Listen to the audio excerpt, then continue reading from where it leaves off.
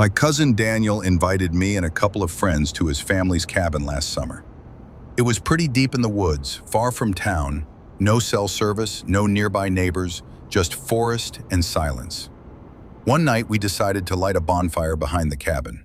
It was your typical night, s'mores, drinks, creepy stories. Around midnight, we noticed someone standing just beyond the tree line. At first, we assumed it was one of the other guys trying to prank us. But then the figure stepped closer, and I immediately realized something was off.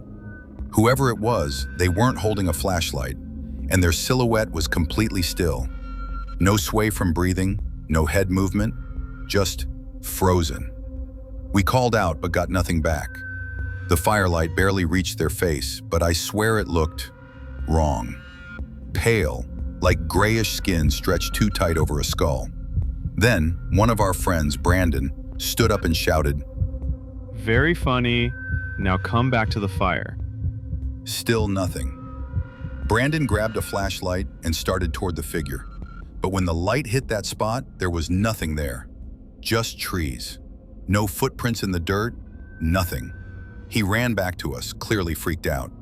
We all decided to call it a night and went into the cabin. Around 3 a.m., I woke up to the sound of crunching leaves outside. I looked out the window and nearly pissed myself. That same figure was standing just outside the cabin, directly across from the fire pit, staring at the cabin, at me. It was still, unmoving, like before. I watched it for what felt like an hour until I finally woke Daniel up. But when we looked again, it was gone. We left the next morning and never went back.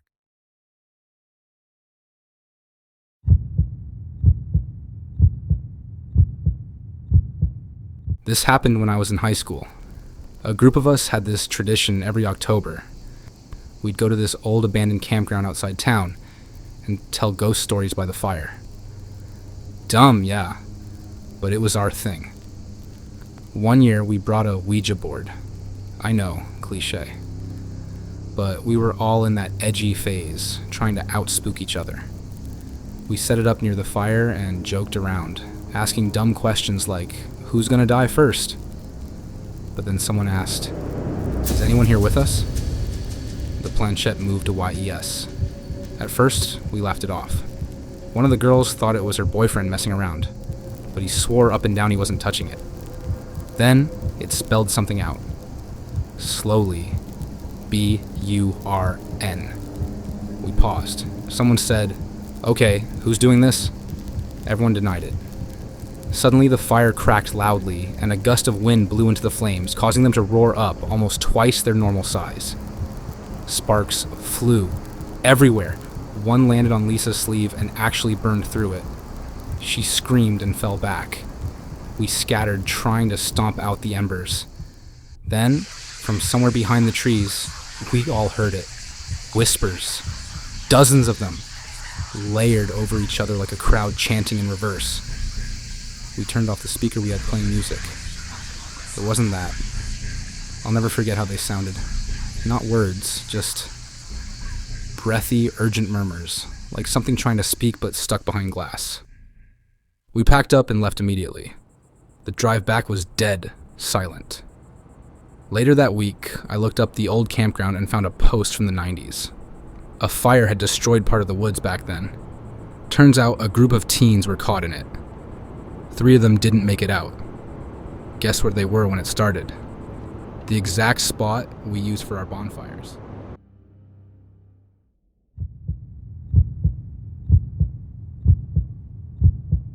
This happened about 2 years ago when I went on a camping trip with my older brother Dave and a few of his friends. They were all in their late 20s and I had just turned 19. I wasn't really part of their friend group, but Dave brought me along to get me out of the house. He said the spot we were going to was deep in the Rockies, off trail, and totally isolated. We packed light, hiked a few miles, and set up camp near this small, dried-up riverbed. No cell service, no people, and just trees for miles. It was perfect. The first night was normal. We drank some beers, sat around the fire, and talked trash until midnight. Everyone went to sleep in their tents, and the only sounds were the crackling fire and the wind in the trees. The second night, that's when things got strange. We were sitting around the fire again, just like before.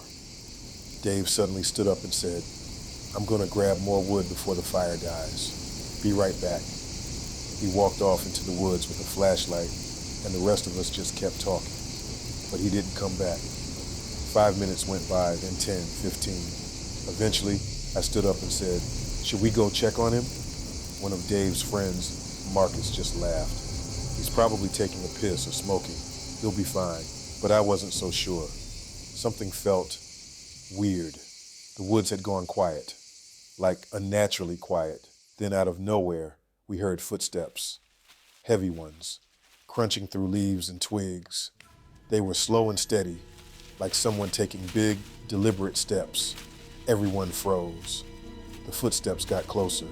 We all turned our heads toward the tree line, and that's when Dave finally came back into view. Only, he looked completely different. His face was pale, his shirt was soaked with sweat, and he was breathing hard, like he'd been running. And the scariest part, he wouldn't speak.